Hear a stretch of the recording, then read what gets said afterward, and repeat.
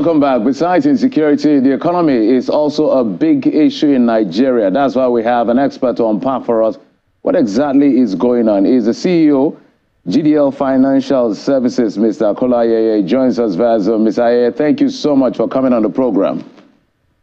Thank you very much for having me. Some have said Nigeria economy defies economic logic. I don't know what because the diagnosis as well as the solution being proffered by either monetary policies authority or the fiscal authority seem not to be achieving the desired result, at least in the short term. So does it really defy global economic logic? That's on one hand. On the other hand, with the numbers increasing in terms of food and headline inflation, are worse days still ahead of us? Okay, thank you very much. I don't think the Nigerian economy defies economic logic. I think that the Nigerian economy, to a very large extent, follows economic logic. However, when we are not in equilibrium, because what is happening now is that the economy is in disequilibrium, and the steps that are taken is going to take some time before it achieves equilibrium. That is, if those steps are accurate and if they're properly executed. But I honestly don't think it is correct or accurate to say that the Nigerian economy defies economic logic. No, I think that economic policies work substantially in Nigeria. The only things that are a big concern which we have to deal with is that there are human-made distortions. And those distortions or interventions, if they happen in other countries, they will have the same effect. So, for example, if we have a lot of corruption, if we have a lot of leakages, those leakages are not factored into normal economic models. If there was that much leakage in other economies, it will have the same effect. But if all other things are done normally, I think the Nigerian economy follows the rules. The second part of my question was, with the increasing number in terms of headline inflation, I also mentioned the food inflation, which is racing towards 40%, 37% at the moment. Some have said this has peaked. Some are saying the worst days are ahead of us. You're the expert. Tell us so that we prepare ourselves and lower our expectation if need be. I think, to be very fair, nobody has a crystal ball, but I think we need to back up a bit. Government must own not only its strategy, but its tactics. And sometimes when we get strategy right, but miss tactics, we should be humble enough to admit it. Removal of oil subsidy was the right thing to do. Closing the exchange rate gap was the right thing to do. So strategically, those were the correct things to do. But tactically, did we get it right? No. On the day the president announced that exchange rate was gone, there ought to have been plans on what to do to contain inflation. Please, let me make this point carefully. Classical economists tell us that a currency will continue to devalue roughly by a measure of the difference between the inflation rates in two countries. So if the dollar devalues by 2 to 3%, it inflates by 2 to 3%, if the economy inflates by 2 to 3%, and we have a 30% inflation, what classical economists will tell us is that our currency will need to devalue by about 27%. What does this say? It means that whenever you are taking any measures, you need to look at what its impact will be on inflation and proactively try to prevent inflation. So, for example, when we remove oil subsidy, it was also incumbent on us. It wasn't rocket science to know that it was going to affect transport costs. And then for us to have decided to deal with something like the cost of transportation of food, we really need to look at that after the event.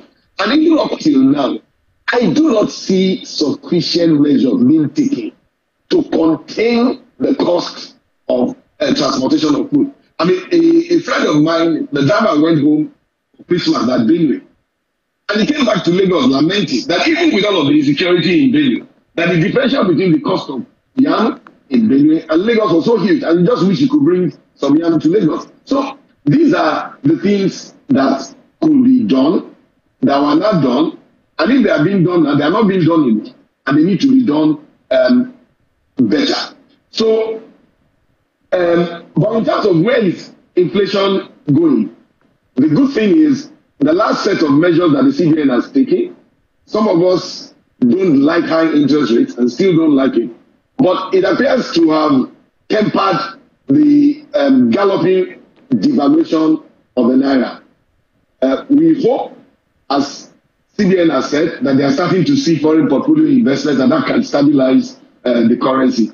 If we have sufficient inflow of foreign portfolio investment and it stabilizes the currency, then maybe the worst is behind us. But if we do not, one has not seen the statistics yet, if we do not, because we need supply of foreign currency, the main reason, the main driver of inflation in Nigeria is the devaluation of the currency, and we need supply of foreign currency. If we have sufficient supply, then there will be stability. I am not sure that we have that sufficient supply yet. So my guess will be that it's getting better. The worst days are behind us, but it's not yet Uhuru. I think we are still going to see some inflation for some time. Not at the rate at which you were saying before. But that would be my judgment. Well, help us to simplify it, sir. I want to understand, and perhaps Nigerians also seek to understand, what the immediate triggers of this latest round of increase is for the month of February. And this is the reason I ask this question, because reforms are ongoing in the financial service sector, and the CBN recorded inflows just last month to the tune of, I think, $1.8 billion. And besides that, there hasn't been any significant increase officially of the pump price of petrol, although we see there are minimal increases here and there. And in some states at the subnational level, we also see some interventions in the provision of palliative programs for households. So what are the immediate triggers, if we're having all of these reforms, what are the immediate triggers for this latest round of increase in inflation figures? Shouldn't we be seeing a minimal decrease, however minimal? No, I think it will be somewhat optimistic to expect an immediate decrease. I mean, if you just cast your mind back 4, 5, 6 weeks, the free market rate of the Naira was approaching 1,800. There was panic all around, and that nobody knew where it was going to rest. Then the CBN measures came, and I think right now, for a few weeks, if my information serves me right, it's been hovering between 1,500 and 1,600. Now, some things, there are lags. Things like food costs. Before the stabilization of prices, stabilization of exchange rates, before it flows through the cost, there is a lag. I don't think, so we shouldn't expect that immediately we see an exchange rate that was at 1,800, threatening to go to 2,000. People were saying, where is this going to stop? Stabilize at 1,500, 1,600. That trigger that you have seen, it does not immediately act as a restraint on cost. I'll say you give it 90, 120 days. The other thing you should know is that when people who are selling goods have inventories which reflect historical cost and historical exchange rates, to the extent to which nobody wants to sell at a loss, except if the set of goods that have been imported or that have come from the hinterlands have arrived at new costs, and they have no choice than they take a loss. It's only then they will take a loss. Otherwise, everybody will offload the old inventories at the old cost until new inventories come in, and they will sell at the new cost. So I think that we should expect a 90, 120-day lag for imports. For local products, the lag may be anywhere from 30 to 60 days.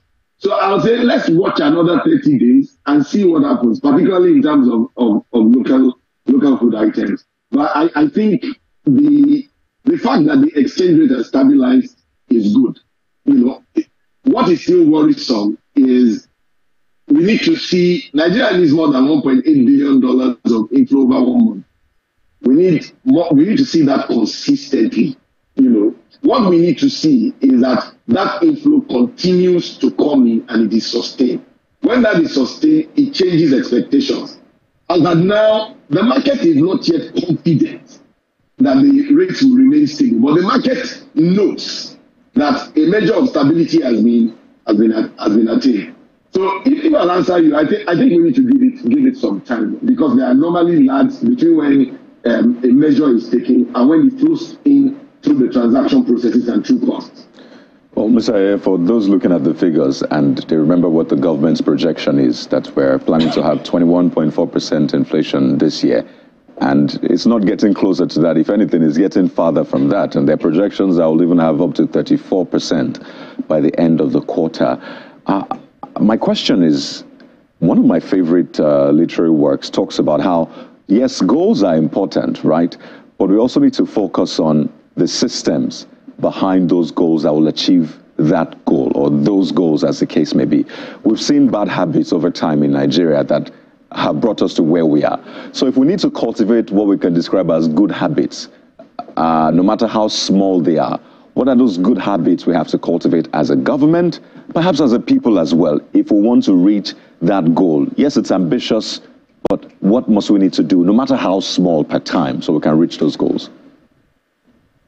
Okay, when we talk about, if I get to very much parody, what you're saying is, what is going to take us to a situation that is substantially better than where we are at now? And I'll say this.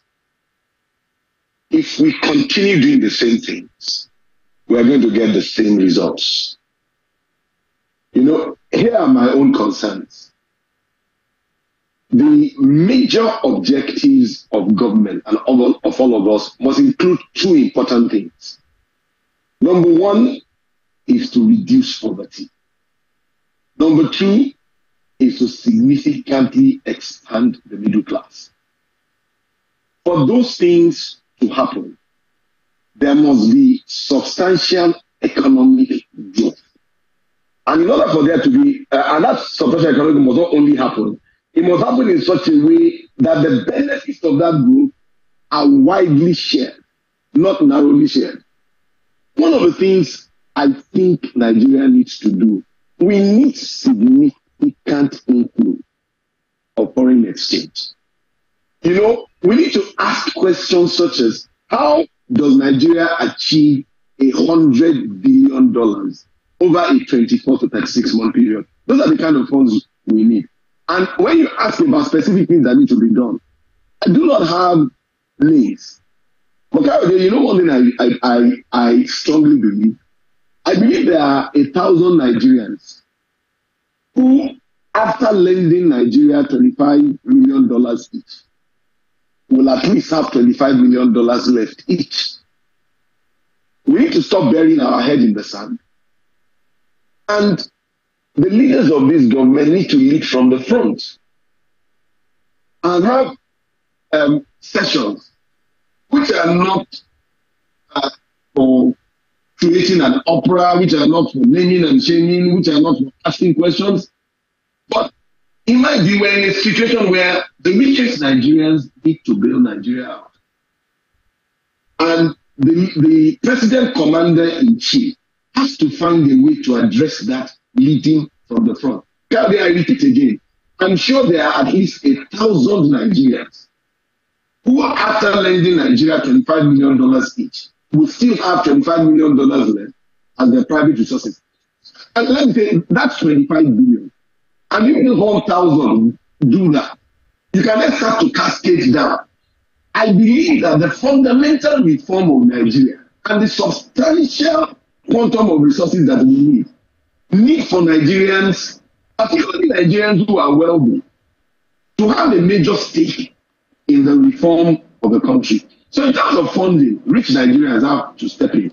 Now, beyond funding, we need to start to give some thought to which sectors we give emphasis. I have tremendous respect for the current leadership of the central bank. I think the current leadership of the central bank comes to the table with a lot of credibility, which will serve us very well. However, one of the things I think we need to do is look back and say, 2 decades or so ago, we substantially increased the capital of Nigerian banks. To what extent has that led to the growth of a very diversified real sector.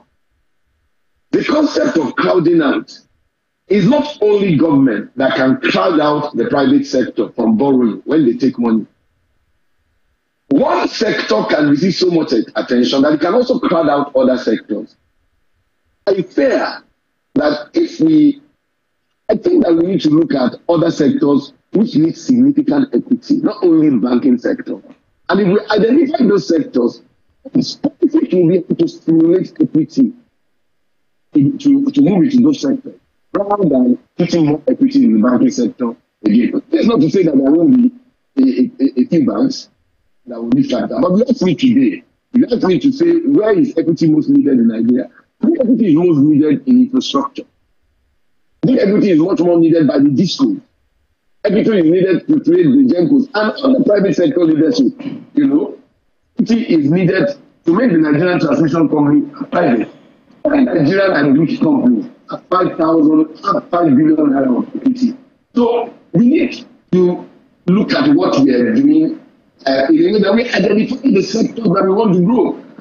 What stops us also from making the E&P sector, the exploration in the sector? What makes us create models that will transfer the leadership and ownership of that sector to private sector? And I'm not talking only of marginal fields.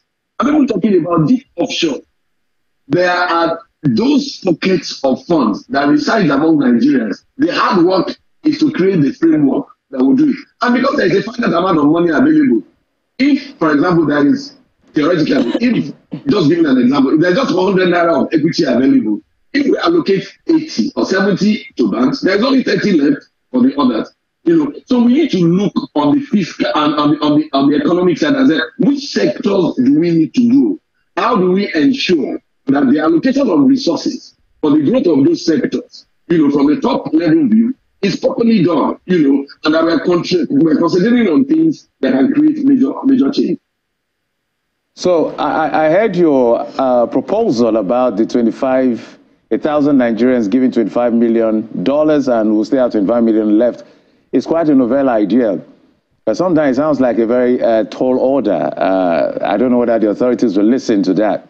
And when you do the comparative analysis of our currency compared to our region, whether it's the Mauritanian rupee or the Egyptian pound or the Ghana cedi or the South African rand or even the CFA, Nigeria's currency is worst performing currency when you compare with all of this, because some has 12 to 19 units of their currency to a dollar, while ours is over 1,000. Now the monetary policy is saying, look, we need to increase this rate. Some people are saying it's brutal, it's an overkill, so that we can get as much FPI as possible. But what caution do you have as to this drive for FX accretion that may eventually be affecting local production on the other hand? Because when interest rates go high, definitely it's going to affect local manufacturers here. I have no doubt in my mind that the way to fight inflation, the blunt way to fight inflation is interest rate. It's not the effective way. The biggest problem for inflation in Nigeria is the exchange rate. It is not the interest rate. Now, when you are left with no option other than high interest rates in order to attract foreign portfolio investment, as has been done, it needs to be acknowledged that this is a crisis measure and it needs to be stopped, brought to a close as quickly as possible. Let me get back to the point I just made. When we say that Nigerian currency is the worst performing currency, one of the reasons why the Nigerian currency is the worst performing currency is that the economy has been managed in such a way that Nigerians do not have confidence in the currency. And if we are in a very drastic problem, we need drastic solutions. And let me tell you this. I'm not proposing that we should confiscate resources. We don't need to do that. And we don't need to make noise about bonds. Bonds can be floated privately. I'm not asking people to donate money to Nigeria. No. I'm saying that we should find a way, the president and commander-in-chief leading from the front, to float private bonds, which Nigerians who have resources will discreetly invest in. Imagine a day that the CBN governor comes and says that we have arranged a private bond And in the last 4 months, we have raised $25 billion. We have enough money to pay for Nigeria's imports over the next 6 months, and we cleared 75% of our arrears. That's what we need. I honestly think that before we throw things out the window, that they are not practical, we need to look at how desperate our situation is. And let me repeat again. This is not about embarrassing people. This is not about asking questions. And it's not even about taking money on which we don't pay. We pay reasonable rates better than they will get elsewhere. But it is my view that a compelling, if not low, but reachable hanging fruit for significant inflow of funds is the commander-in-chief and the president and the leading lights of this government deciding that we must find a way for the richest Nigerians to invest, not dash, to invest in the funding we need for the stabilization and the transformation of the economy. I strongly believe it. It's not a walk in the park, but if we don't do things differently, we don't know whether we can get different results. So, this, before I stop, just to add a point to what you said, the objective must not only be stability, but growth. When we stabilize the economy with high interest rates, foreign portfolio investment money, we succeed with one objective, and we need to succeed with that, which is stabilization. Then you now ask yourself, what kind of growth are we going to achieve? 2, 3, 4% in an economy that needs 2 times that. That's the other point. You see, this thing we start is indeed already stabilizing the saving, and if it continues, it will stabilize the economy. But at this rate, as you said, what happens to manufacturing? What happens to the real sector? When you translate that, what you say, that happens to growth. We need growth. Don't appeal to the press. We don't do this in a way that we sensationalize it. No, it's not sensationalism. We need to start to say that where we are, it is the biggest, the richest, the most successful Nigerians, the entrepreneurs who have understood how Nigeria works, and so significant force that need to invest in our transformation. It's something we need to do the conversation. We need to do it discreetly, we need to do it properly done. $75 billion from Nigeria. We must thank you so much for this. For me, if there's a takeaway in this conversation, is this 1,000 people, rich Nigerians investing $25 million. We can't wait. Well, I don't have that kind of money. Would have put that in the bonds. If it will yield at least, if it will yield at least 15% for me in another 20 years, that will be fine. But I don't think they are going to go as high as that. We must thank you, Mr. Kola, CEO, GDL Financial Services. Your insights were quite apt. Thank you for coming on the program. Thank you very much for having me, and it's always a pleasure to be with you, channel. Thank you very much. Well, if you're one of those $25 million owners and one of those 1,000 Nigerians, maybe start thinking and talking to the government. We'll take this quick break. When we come back, we'll switch gears from the economy to talk about that very important issue called security. We need to talk about it. Join us again.